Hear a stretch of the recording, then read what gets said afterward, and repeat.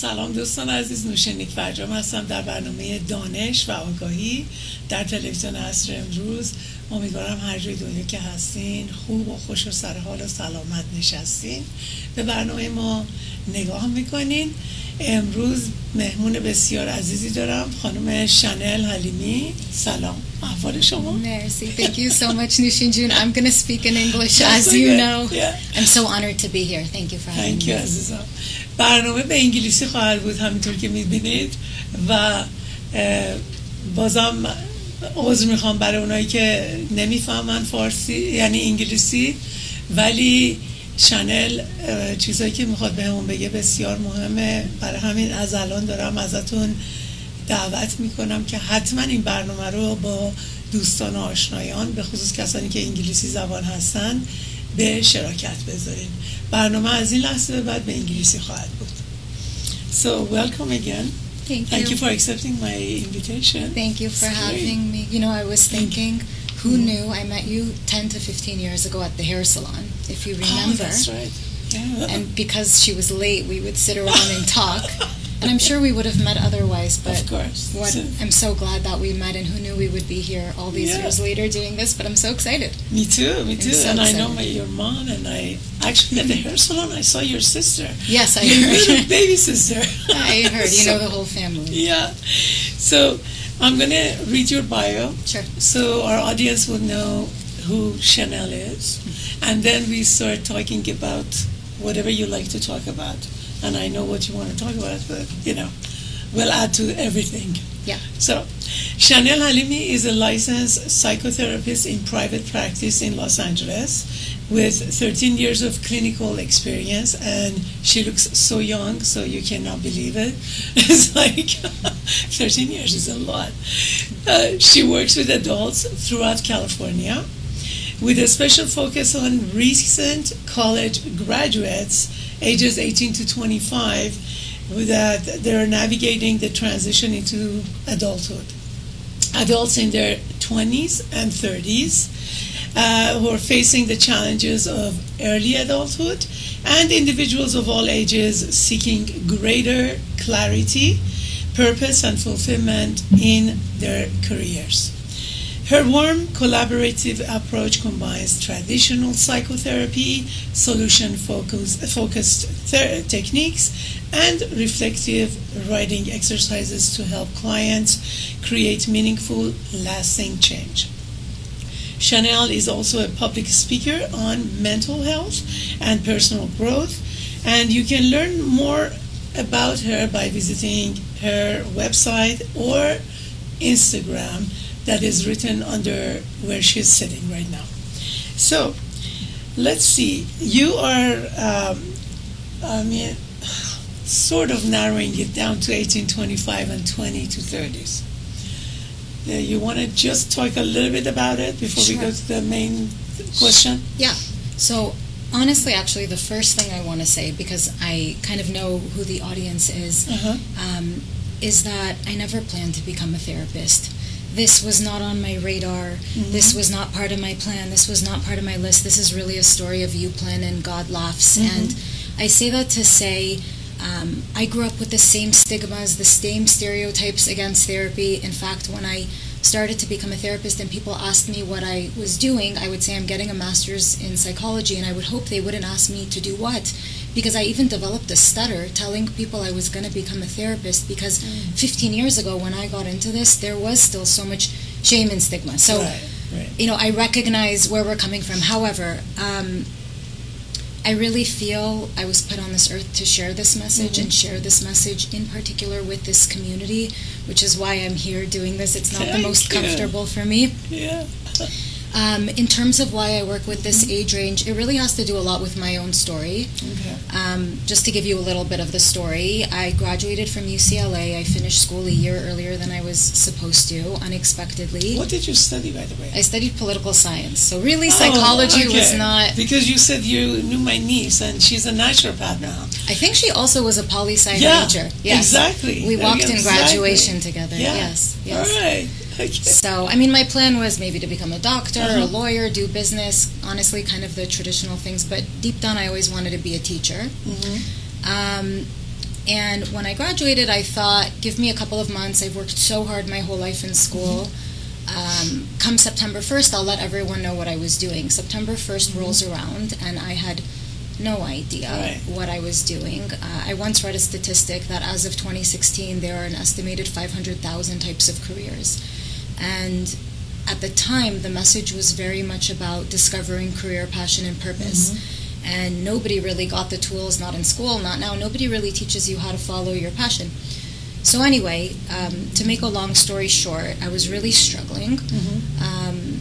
And somebody introduced me to a therapist. Somebody actually one day, American lady, said to me, you know, I have a colleague. She specializes in career transitions. She's a therapist. Maybe she can help you. And I was 21 years old, and nobody went to therapy. And if they did at that time, nobody talked about it. I didn't tell anybody. I called this lady, and I even said, you know, I tutor. I can't really afford it. She said, what can you pay? Just come in. And it really changed my entire life. Wow. And I fell in love with the therapy work. I fell in love with being a client. And a couple of years in, I said this would be a very meaningful career.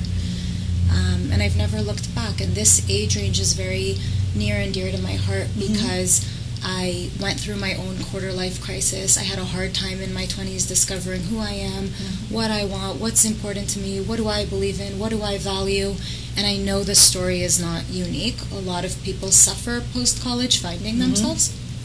And that's how, you know, and I think, you know, as you mentioned, because I look young, I'm going to get that age range of 20s and 30s. And then my other specialty is helping people discover career, passion, and purpose. And again, that has to do with, that's part of my story. That's amazing. All right. Thank you. So you like to talk about the best investment in your life is? So the best investment you'll ever make. I actually got the title of this topic from an Instagram video. I saw a young man in the community, actually. He works in tech AI, something like this. And he once made an Instagram video, and he said, the best investment you'll ever make is not real estate, is not Bitcoin, is not stocks. He said, the best investment you'll ever make is the one you make in yourself. And he's not even a psychologist, and he was saying this, and I was so touched.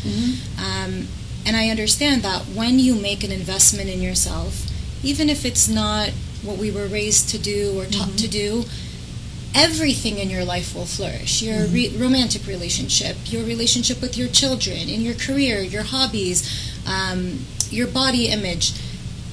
The work that you do on yourself really is the foundation for living a more meaningful and successful life. And it's just such a passion of mine to talk about this subject. So thank you for allowing me to talk about this one. So I saw actually your podcast with Rabbi Guzik. Yes. And are you continuing it? Do you have a special podcast that you're doing, or not yet? You just do talks here and there, not yet. Speeches, or yeah. So I used to do public speaking, as you know, with like the EDA organization, maybe about 7-8 years ago, and I took some space and time to develop myself in a way I wasn't emotionally ready, I think, for what it means to be online and do these talks. Anyway, I don't have any formal podcast or, you know, my own channel yet. Hopefully somebody picks me up, but for now I'm just looking around, spreading the word. I'm trying to do a lot more on Instagram, but I post on LinkedIn, I post on YouTube. I really just want to share and spread light and help people. You know, people say even if it's one person, I understand the ripple effects, right? One person helped me, and as a result, I've helped people, and that's a ripple effect. So that's a little bit about me and public speaking. I do have 2 podcasts coming up next week, but other people's podcasts I'm going to be on, and we're going to just kind of keep going from there. Perfect. So you're talking about the importance of knowing and identifying who you are and how we feel. Yeah. Tell us about that. Okay, so I'm going to first start with, many people don't recognize that, you know this because you also work in this field, a lot of the voices in our head that tell us how we should live our lives, what is wrong, what is right, what to believe in, what to value, how to live your life, where to go, what to eat, what to wear, all of it. Chattering monkey. It's a lot of how we've been socialized.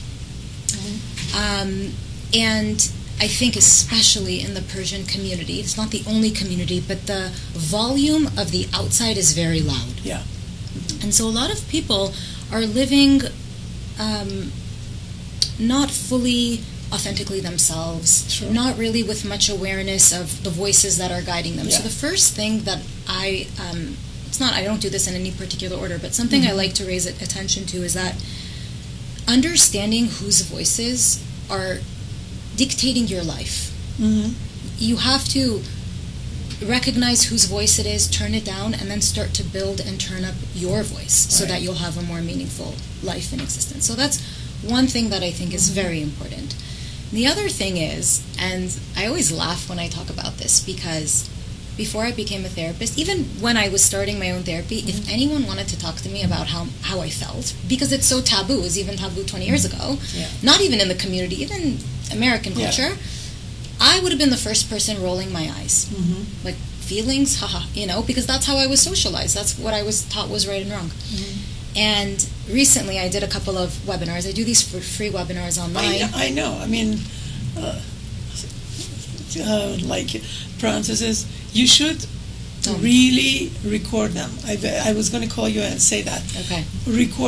I record all my Zoom sessions, no matter what they are, because you can go back to it, and if one of your attendees or can't make it, or if they want to review it. That's a great point. Because it seems like you're teaching them what to do. Yeah. So that would be a great asset to just send it to the different people. No, I'm not saying sell them. This is because you have to know about privacy issues and this and that. You're right. So. Because I wanted them to be interactive so people felt comfortable to share. At the same time, if I let people know I'm recording, it's up to them what they want to share or not. And I think you're right. I think it is. I have recorded some, but it's a good idea moving forward to distribute them. Yeah. So recently I did one called The One Skill That Everyone Needs to Live a Successful and Meaningful Life. And the one skill that everyone needs above all else is to know how they feel. And most people have, forgive me, no idea how they feel. And it's not anyone's fault. Yeah. Nowhere in my 22 years, I went to some of the best schools in the nation. Nowhere did anyone teach us and talk to us. Maybe nowadays they do feelings reels with kids and they bring in some of that emotional education. But at that time, there are, I don't know, dozens, maybe close to 100, 150 ways of labeling how you feel. And if you don't know how you feel, let me explain why it's so important, actually.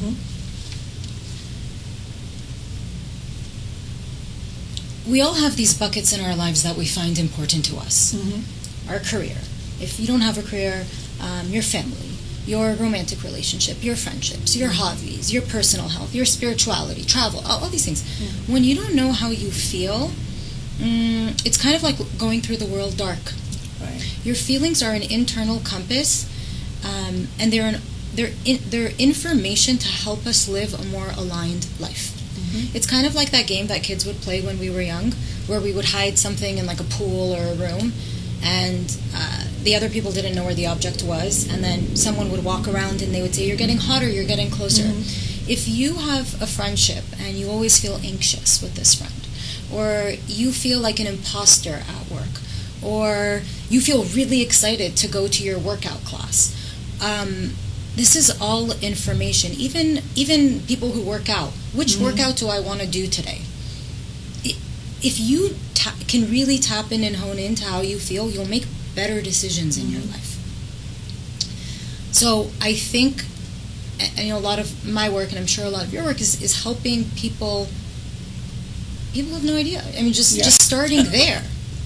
So how do you go about it to teach them to start feeling their feelings? It's not easy. No, honestly, I was even going to bring in this worksheet. So there's it looks silly because it looks like it's made for kids, but there are these feeling worksheets online if you type like feeling faces. Okay. And one thing that I do is I do this exercise. It's like a coloring exercise, and I ask people, I want you to identify all the ways that you felt in the last 1 week. And essentially color in this box. Another way to do it is like high, medium, and low. So people start even having the words, oh, overwhelmed, that's a feeling. Oh, confused. oh, I felt betrayed, oh, I felt lonely. We kind of know them, but we forget about them. Right. So for a number of weeks, actually, sometimes with new clients, if they're agreeable, we just kind of bring this sheet out, and I teach them the vocabulary, and they learn to start to identify how they feel, and they tell the story of their week through the feelings. Beautiful. And over time, you start to see what's working in your life and what's not working in your life. Amazing. I like that. I couldn't attend your last one. That's okay. It was last Tuesday. It probably was last Tuesday. Yeah, I believe so. Something happened. Okay. I got a phone call exactly at 8 p.m. And I said, "Oh my God, I couldn't make it." So people have given me really good feedback, and it's great because in 1 hour, one thing that I always say is that there are 168 hours in a week. If you do 24 times 7, it's 168. We live in one of the busiest, craziest existences of humanity today, and we're so blessed, and we're so wealthy, and we live these long lives, and life has become easier in some ways, and everyone is so busy. And to me, one of the myths I'm very passionate about debunking is that a lot of people think that therapy is for, forgive me, sick people. Therapy it's a bad thing if you need to go to therapy. That means you really didn't do a good job in your life. I mean, they're getting better, honestly. Are they? But yeah, but still, I actually have to say something. I think when COVID happened, a lot of people utilized therapy more because there was a lot of anxiety, there was a lot of loneliness, there was a lot of overwhelm with what was going on. And I think nowadays, I mean, even the people I know, they kind of acknowledge, it would be good for me, but... No, it wouldn't be good for me. I mean, it's a great thing, and it's going to be good for you. Right. It's never good for me. What do you mean? They do not want to acknowledge the fact that they need to support from an outside It would help. be good for others, but I don't need it. Right? Exactly. And this is the thing I want to debunk. It's not so much about need, it's about want. 1 hour out of 168 hours in a week to invest in becoming the best version of yourself, to heal things, to navigate your current life, to plan for your future. So what is 1 hour? And yet it's hard for people to find the time or make the investment. That's how I view therapy. I don't view it as you need to, something's wrong with you. Right. I view it as you want to improve all components of your life, and it shows. People feel your energy when you're in a better place in your life, and people notice the inner work. Yes. Yeah. Yes. Yeah. The other thing is, do you have any background in coaching? Did you take any coaching? No, I mean, I started therapy school when I was 22 years old. Okay. I've recently been doing some work in somatic body work. That's the new thing I'm adding to my toolbox. However, I did tutor for 12 years, so I've always had this teaching. And I always say I'm a little bit more of an active therapist. I mean, I let people talk, but I also teach because it's in me. It's how I came into the world like this. Okay, so why were you asking them? I don't let them talk. No, I think people. That's what I have noticed. Feel. I mean, it's easier for them to go to a coach rather than a therapist. I agree with that. Because I'm going for consultation, Right. It's There's like less stigma. Yeah. No, it's I just understand. like what you were talking about. The first lady that you went to therapy with. Yeah. She was guiding you into what to do, and a lot of therapists, I don't know, maybe they're not allowed. They just let you talk, as a client, and a coach has the tendency to tell you, okay, this is what you have to do, and that's what you have to do. Right. I mean, in my practice as a psychoneurologist, a lot of times I might do most of the talking because I have to really make sure that that person can get to where they want to get to. And it's not just by reviewing your past or this or that. I mean, there are questions that you have to clear your past, or there are different techniques that we use. But I like it. I mean, to give them direction more. Yeah, no, I do too, but I think the field is really evolving, and there's different philosophies, even in one psychology field. There's so many different ideas of how do you help someone heal, how do you help someone grow, how do you help someone know themselves, and I don't think one is right and one is wrong. Yeah, different ways. But no, I've thought about it, but I think end of the day I work like a therapist, and I will do some of the internal deeper work because I think it's also important to move forward. And so I've refrained from adding that title, but maybe one day I'll change my mind. You always give me such good ideas, and I know you're like trying to help me and want my best, so I really appreciate that. I do. My daughter is MFT too. Sophie? Yeah. I have to meet her. Yeah. We've just been talking about her for 10, 15 years, and I don't know who she is.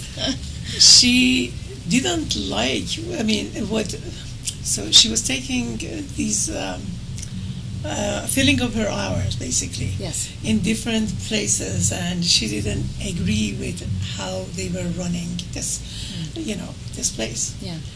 And she said, I'm not going to continue. So she quit midway. And she started doing her own thing, and she started taking coaching seminars and, certifications. Yeah. So after a few years, she said, no, I'm going to go back and finish my hours. So now that she wants to start her own practice, she has more options. Right. Right. She can be a coach, she can be a therapist. Right. So that's why, that's why I'm saying that it's good to have that coaching on the side in case you have a leeway to do things that you want to do.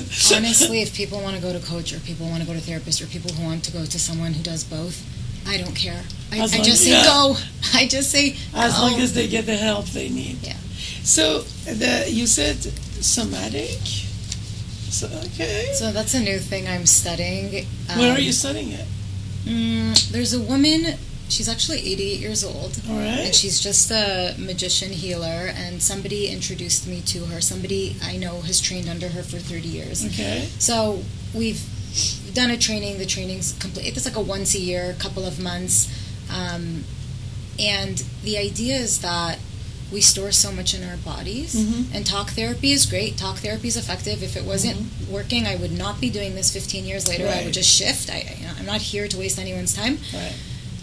But the idea is that you do store so much emotion in your body. So they kind of, actually we did this all on Zoom too, which was quite interesting. So we're laying on the ground, like on a yoga mat or whatnot. Right. And one of the questions is, where do you feel tension in your body? And what is that tension kind of saying? And it's just another way of releasing things that you are holding and that you are storing that you might not be in touch with. Right. It makes people emotional.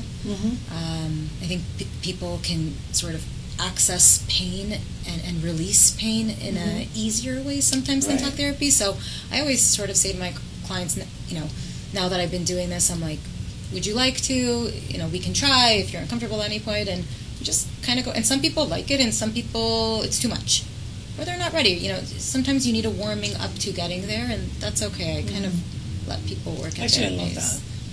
It's fun to have. It's the best thing. Different tools and different ways of helping people, and when people trust you, they're willing to try. Right. I mean, we used to do that too in our school. And one of the things we did was the Gestalt therapy. So similar. Yeah. Bringing it out and put it on the chair across from you and start talking. And it's very interesting when they are talking from their mind, not from their heart, because questions are completely different and answers are completely different. So yes, it's true. It's very interesting. And like something interesting, like an example is like, sometimes people will say, I feel tight in my throat. I feel like I want to cry, but I can't cry. So they're feeling it, but they don't really know like how to express it, and they're maybe timid or shy. And then you can ask them, you say to them, I want you to say the following: if I could cry, here are all the things I would cry about. They say, if I could cry, here are all the things that I would cry about. And it just starts. It's quite interesting. And then you sort of check in with them, and you're like, how's your throat? Oh, feels so much better. So of course. It works. Yeah, I mean, I do not diagnose anyway. It doesn't matter. But I am very much into Louise Hay's book, Someone was talking to me about it last night. Yeah. So a lot of times I tell people, if you have this pain, they come in with such a pain, like in their throat, in their back. Yeah. There are a few questions you can ask them. What did you want to tell someone that you didn't tell? And that's like the most basic question. And then that's a good one. They remember. Or you wake up with a sore throat or sore. It's not a sore throat, it's a pained throat. It's a difference between soreness and the pain. Because soreness is what you get when you have a cold. That pain that you cannot swallow is pain. It's not sore. I like that. And then you say, who told you what? You have to go back and see who told them what, or what they wanted to say and they couldn't say, or somebody did something and it hurt their feelings and they wanted to talk about it but they couldn't, so it comes here. Yeah. So it all gets trapped. Exactly. Right. And that's going back to what we were talking about. One of the most important things is to know how you feel. And when I did the webinar, another thing that I talked about is healthy coping strategies versus unhealthy coping strategies. Should we talk Please, about that a little bit? Yes, okay. I love that. So a coping strategy is essentially a way of reducing the unpleasant emotions that we're feeling. Okay. The coping plan. The coping strategies is a way of reducing unpleasant emotions. We have unpleasant emotions that we feel, and we have pleasant emotions. Right. It's a way of re-regulating our nervous system. And a lot of time we actually when someone asks you how you feel, oftentimes we don't feel one thing. We answer one thing. Right. But the truth is you feel a plethora of emotions at the same time, maybe 5, maybe 7, at different intensities, high, medium, low. And what was I going to say? When your sympathetic nervous system gets activated, we go into fight or flight. And coping strategies are things that we can do to help reduce the intensity of those emotions and activate our parasympathetic nervous system, which is rest and digest. So some of those things include, and what I did in my workshop is it's very important for me to all my clients have a list of coping strategies that they will utilize. Because if I ask you what are coping strategies, you might say meditation, you might say yoga, and then I'll ask you, well, do you do those? And you're like, no. And I say, why? You say, well, I don't like those. Okay, great. Let's find ones that work for you. There's over 99 coping strategies. It can be adult coloring book. It can be going to a rage room. It can be punching a pillow, listening to music, dancing, going for a walk, exercising, going to the movies. Like, people just aren't in touch with what those are. And so when your emotional state is heightened, it's good to have tools that you know how to utilize. It could even be taking a shower for an extended period of time. Sometimes people get lost in the shower and they don't know where they went. What's happening is they're calming down their nervous system. Yeah.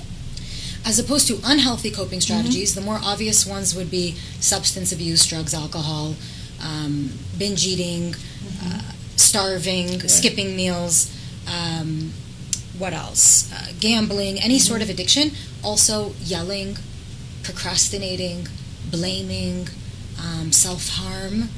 We all do a bit of all of them, course, right? Yes.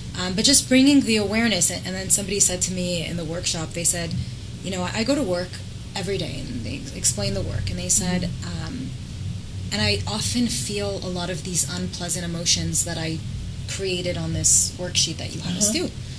And then they said, and I use the coping strategies, whatever hers are, and she said, and I don't feel better.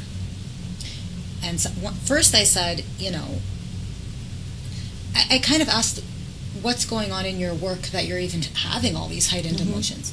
And then later I said something like, coping strategies are there to calm our nervous systems, but they don't necessarily fix the underlying problem. And then she recognized and she said, you're right. There's some actions that I have to take in my life that I have not taken, and these feelings will not go away until I make different choices. And I was like, and she was like, thank you, and she just ended the call. Amazing. Yeah. That's the most thing. I mean, as soon as you become aware of what's going on. Awareness. Yeah. Awareness is everything. And that's one of my mantras, is the importance of knowing yourself. Knowing yourself. Part of it is knowing how you feel, knowing what you believe in, knowing what you value, knowing what you want to wear. You know, sometimes clients come in, especially younger ones, not only younger ones though, they don't know if they want iced tea or lemonade. Of course. They don't know if they want the pink sweater or the blue sweater. Yeah. If you're unclear about these small things, how are you going to pick a life partner? How are you going to pick your purpose in this career? It doesn't change as you get older. Those skills, a lot of people struggle with indecision because there's been so much noise. Do this, don't do this, this is right, this is wrong, and something inside of them that you have, everyone has that spark. It's just a matter of going inside and accessing it. And so when you have a better idea of who you are, I'm not just saying, okay, be that person. Inside, we're also hardwired to grow. Use what you know as a foundation. That doesn't mean you're going to like everything about yourself. We're here to evolve. We're here to grow, but you have to live and be really who you authentically are in order to then become the person that you want to be. And this is really what I believe therapy is. I wish I could almost cross off the word therapy and like call it something else, not necessarily even coaching. I just want to come up with a new title for what I do and what I believe in. Yeah, self-awareness, growth. I don't know. You can use self-awareness. I mean, I'm gonna sit and think about a little bit about what is this that I'm so passionate about. You'll find it. Okay. Because you know what it is. Yeah, I just haven't sat down and thought about it enough. In a moment, it's just gonna come.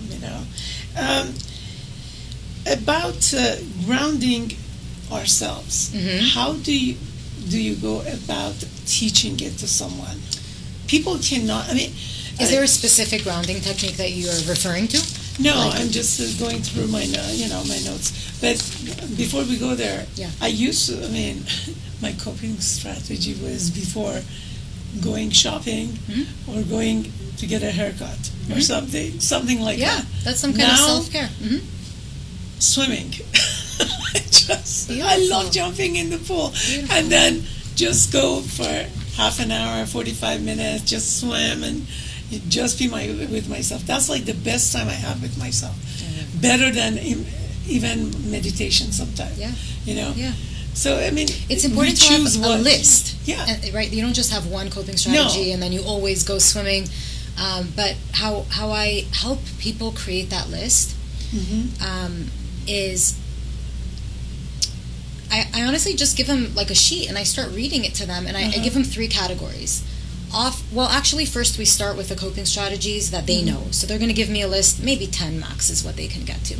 So we put them in categories. I often use these coping strategies. I sometimes use these coping strategies. I rarely use these coping strategies. Then you start to understand, I only really have 2 coping strategies. Like, people don't know that talking to a friend is considered a coping strategy.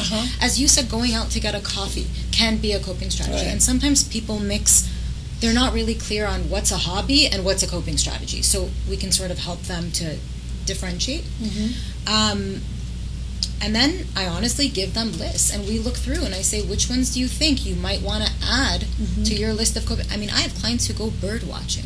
I didn't even know what bird watching was myself. I have a client who likes to go take a hammock in a park and read a book. Great. For someone else, they're not going to read a book as a coping strategy. I think TV can be a coping strategy. Yeah. I think, as I said, the movies. I think even some of your workouts can be. Sometimes it's a matter of the mindset.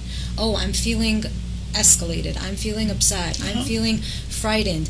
What would help me right now? You know what would help me right now? Laying down. A nap. That's a coping strategy. Yeah. Yes, it can also be avoidance. You have to know the difference. Yeah, but you have to listen to your body. A lot of times we do not know how to listen to our body. That's correct. So that's another problem. You have to know how to listen. You have to know what's going on. And then you have to have tools as to, okay, here are my options. What feels good? It's food. I recently made this Instagram video. And I said, isn't it ironic how we know when we're hungry? We know when we need to go to the bathroom. We know when we're thirsty. We know when we're tired. But we don't know if we're confused. We don't know if we're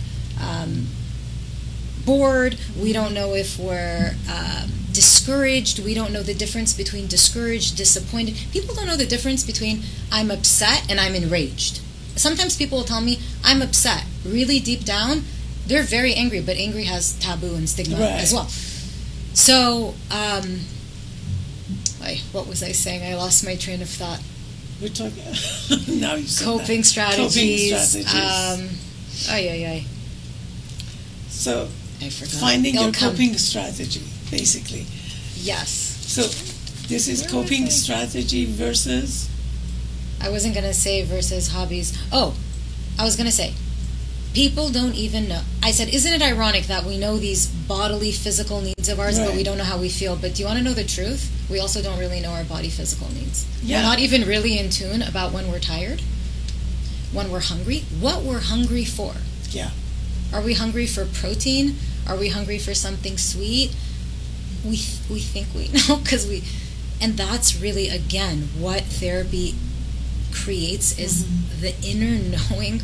It's like what I said earlier, it's an internal compass. It's a way of walking in the light and not walking in the dark. Sometimes that might make life a little bit more difficult. You might realize some friendships aren't for you. You might need to set some boundaries with people. That's not difficult. That's a blessing. Ultimately, I think that's one of people's biggest fears, though, is if I go to therapy, what am I going to lose? But I think it's if you go to therapy, what are you going to how much are you going to gain? Yeah. I never think about losing.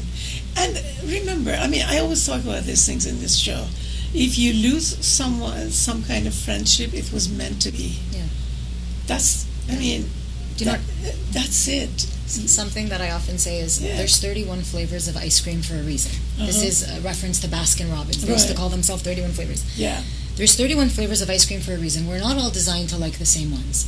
I remember many years ago, a group of friends, 10 years ago, we were out and somebody said, did you ever go on the date with that guy? What happened? And the guy and the girl said, yeah, we went out once. He said I wasn't for him. And my other friend came back and said, well, screw him. And I thought to myself, why screw him? Maybe our friend is strawberry, and maybe he likes pistachio-flavored ice cream. We're not all designed and meant to be compatible with one another. We want everyone to like us. If I said to you, if you walk into a room and there's 100 people, how many of them do you want to like you? Most of us want everyone to like us.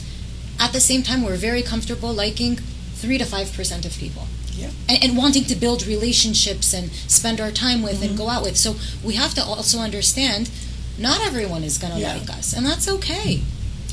That's not how the world was designed. Not every career is going to be for you. Not every romantic partner is going to be for you. That's okay. Not every outfit is going to be for the same person. That's why we have so many choices. So you went on something that I want to ask you, actually. Sure. Your group of, your age group, I have noticed that a lot of you, especially ladies, haven't hooked up with someone as a marriage type. Okay. Yes. And it's very interesting because I see younger groups. Yes. Now they're getting married. My younger son, he's 28. His friends are getting married. He's even thinking about, oh my God, I would like to have a family. It's changed. But for some reason, you're, between 35 to 40 age group, they don't. But there is another problem that I see is you get introduced to someone and your friend dated that person before. I think it depends on who, okay. I know. I think in some friend groups, they actually will say, I have friends who have said, I went on a date, it wasn't for me, I think it would be a really good fit for so-and-so. This is like a more mature level. Exactly. Yes. What's going to happen if you went out with somebody and like the 31 flavors? Yes. You guys didn't match, but that might be good for somebody else, even though you don't know it. So if your friend comes and says, I just met this guy, are you going to go based on your experience? I know you won't, but are you it's asking? Are you asking? Are we willing to give someone a chance if our friend went out with that person and it wasn't the right fit for that person? Exactly. I think it depends on the level of maturity of the person. Yeah, I mean, but you have to give people a chance. I agree. Because you never know. I agree. You never know how you guys click with each other. I agree. You know? I totally support that. And I think it's hard when you're in an insular community. At the same time, this is one of the biggest reasons people should not gossip. Because there's a truth, and then there's interpretations of the truth. Of course. So, and the truth really only one entity knows, and that's the creator. Right. Okay? Right. I think when you develop and you grow yourself, you come to a place where you said, yeah, my friend went out with him and said X, Y, and Z. That doesn't necessarily mean that that's true. If for whatever reason I feel or others feel this person is a good match for me, I'd like to give it a try. And if that friend isn't going to continue to be your friend, I think it's different if they dated 5 years, 10 years, that's but different. If it's a few dates, then outgrow your friend. Yeah. This wasn't in our talk, but it's something that I see every day. There's a lot going on right now in the community, and I think there's a lot of reasons for it, and I'm not here to say what's right and wrong, but I really go back. You didn't really ask me directly, but I'm going to answer to you a little bit directly. I'll say two reasons why I think there are so many single people in this 30 to 45, I'd say, age range. Right, and the younger generation, I think a lot of their families, and they got scared seeing what has happened to my generation, and they're a little bit rebounding or doing. Maybe, I don't know. Maybe, my opinion. You're welcome to have your own. Yeah. I think two things. I think a lot of, and I can even say in the non-Persian community, right? Because a lot of my clients are actually not Persian. Right. I think a lot of them saw the marriages and the relationships. 2 minutes. Oh my God. Okay.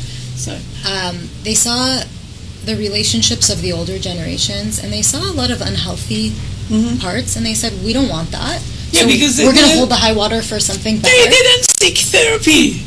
They didn't. Okay, those. That generation, our generation, your generation, your parents' generation. Exactly. That was when therapy was huge taboo. Right. You couldn't go to a therapist. Right. That's when they would say, "Oh my God, this person has to be crazy or something." Go to a mental institution. Yeah, I heard these things. Not at your age group, right. You know. Right. And you guys have to understand that if your parents did something, they did it because they didn't know better.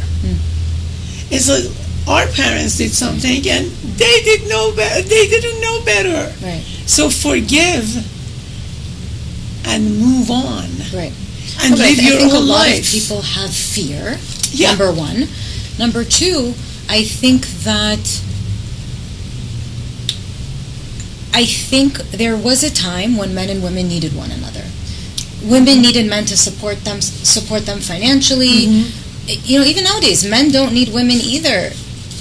You want food? There's a delivery app. You want your house clean? There's a cleaning lady. You want sex? There's dating apps. Like, there's a way in which they're not as dependent on one another, and people are kind of like, well, I'm going to wait till the greatest one comes along. But all of this to say, I think there would be more marriages if people did more work on themselves. Because one of the complaints I hear from women my age, and they're outstanding, they're put together, they have careers, they're kind people, they're fit, they're attractive, all these things, they make wonderful mothers, and they say, forgive me, the guys don't measure up. It's hard to be with someone that you don't look up to, especially as a woman. It's important to be with someone who you respect, and so I really don't mean to call the men out, because the women have their own work to do. Yeah. But I think the more that you invest in yourself, there will be more marriages in the community. That's very true. Actually, we talk about this. I have another MFT guest, Eliatami. I know her name, but I don't know her. She's wonderful. She's been here like almost 15 times, and she's going to be back on the 28th again. Awesome. And so, we talk about getting to know yourself, getting to know who you are, work on yourself before you get married. I mean, this is what's so important. Even if you do not work, I mean, you did not work on yourself before marriage, do it together. Do it now. Yeah. At any age. Doesn't matter, exactly. I had someone ask me, he's 81 years old. He said, can you be my therapist yesterday? Oh, 81 years old. That's like, amazing. it is never too late. And yeah. It's a better investment in any of the material. My name is Chanel. I understand what people, like, but the better investment is the internal one. And Definitely. That's really the biggest message. And maybe another time we'll talk more about marriage and relationships and what's going on in the community. Yeah. I think that's a talk for another day. You should come back, because I'd love to. I mean, I would like you'd to have see me, your view. Okay, let's do it. Because you're in it. I'd love to share. We can have a conversation. I'd love to hear another perspective as well. Yeah. All right. Mariam June, are we really done? Yeah. Oh my God, that was short. Okay. Please, everyone, share this amazing video with your loved ones. And Chanel where's your office? Beverly Hills or Westwood? Or only virtual. Oh, virtual? Only virtual. Even right better. Now. All right. So anywhere in California. So please feel free to reach out if there's anything I can do, if there's any way I can help you, even if it's a referral, an idea. All conversations are confidential. I'm really grateful to everyone who listened and listened the whole way through. And infinitely thank you. Grateful to you. Thank you. This was so much fun. Thank you. Flew by. Yeah. So we hopefully see Chanel in a few weeks. And till then, until next week, I say goodbye. Have a beautiful week. Yeah. بعد از سالها تلاش برای نجات یک رابطه زناشویی، گاهی به این نتیجه می رسیم که جدایی تنها راه برای نجات خود، فرزندان و ساختن زندگی سالمتر است. اگر جدایی را تجربه کرده اید، احتمالاً ترس، نگرانی، تردید و احساساتی را می‌شناسید که گاهی تمام وجود انسان را در بر می‌گیرد. بازسازی و شکوفایی پس از جدایی. روز جمعه 28 آگوست ساعت 1 بعد از ظهر بار دیگه مهمون دکتر نوشین نیکفرجام در برنامه دانش و آگاهی در چهره‌ها از شبکه عصر امروز خواهم بود تا درباره این مسیر دشوار اما امیدبخش و راه‌های بازسازی زندگی و حتی رسیدن به شکوفایی شخصی گفتگو کنیم. از شما دعوت می‌کنم بیننده این برنامه باشید. ادامه هستم، روان درمانگر و مشاور ازدواج و خانواده با تخصص در روابط پرتنش. متشکرم.